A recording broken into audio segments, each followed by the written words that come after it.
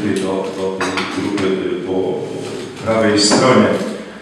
Sytuacja była szczególna, bo przyszło wszystkim radnym oceniać decyzje z poprzedniej kadencji jeszcze, bo przecież ubiegły rok zamknął się z dniem 31 stycznia i te zadania inwestycyjne, które najbardziej były realizowane z woli jeszcze poprzedniej rady.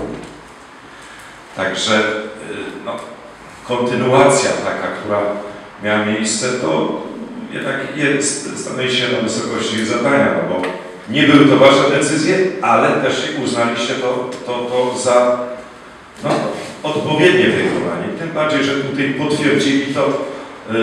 potwierdziła instytucja regionalna Izba Obrachunkowa, gdzie są ludzie znający się na rzeczy i oceniający.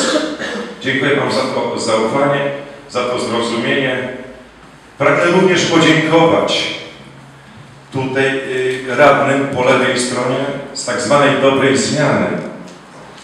Dziękuję za tą lekcję, którą żeście mi dali, bo ja się już zauważyłem jedno, drodzy Państwo, że absolutnie nie zależy wam na dobru gminy.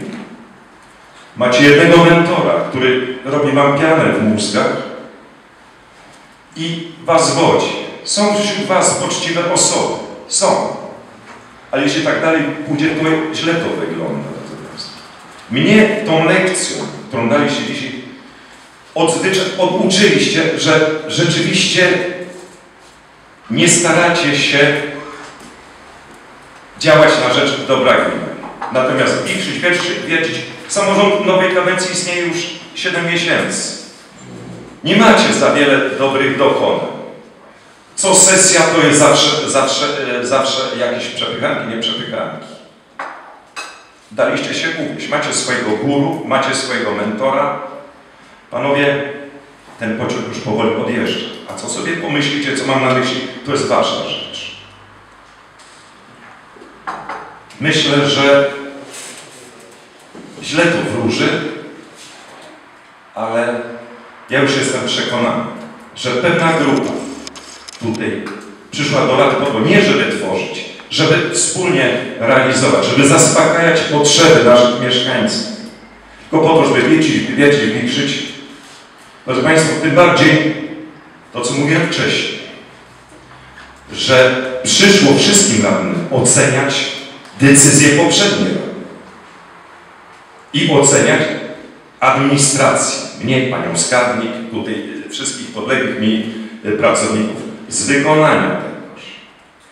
Żadnego wrażenia nie było, żadnego odnośnika nie było do największej inwestycji drogowej w kierunku Kamienicy Królewskiej, czyli tego pasa pieszojezdnego.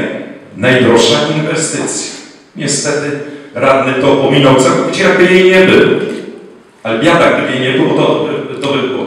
Ściągnęliśmy część środków, większość środków z dworca kolejowego po to, żeby to zrealizować. Podobnież w Gowilinie budowa wymarzonej, wyśnionej stanicy. Wielki wypas, bym powiedział, tam pierwszy etap. Ludzie klaskają za to.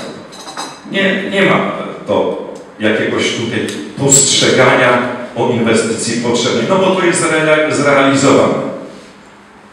Drodzy Państwo, szkoda, ale z tą grupą się czuję współpracować.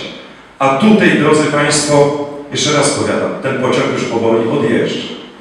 A pan, panie Piasecki, próbuje pan uchodzić za swego rodzaju guru, mentora. Często zadawane pytania na sesjach są tak żenujące, wynikające z braku wiedzy, myślę, ale też i z dobrej woli. To, co panu mówiłem, sam na sam, ale tutaj to przytoczę. Niech pan zwróci na to uwagę, co się troszeczkę mówi. Również wśród osób panu bliskich.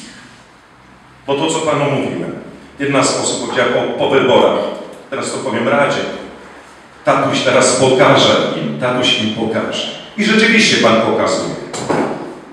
Natomiast myślę, niech pan nie pokazuje za dużo, bo wstyd może być. Dziękuję bardzo.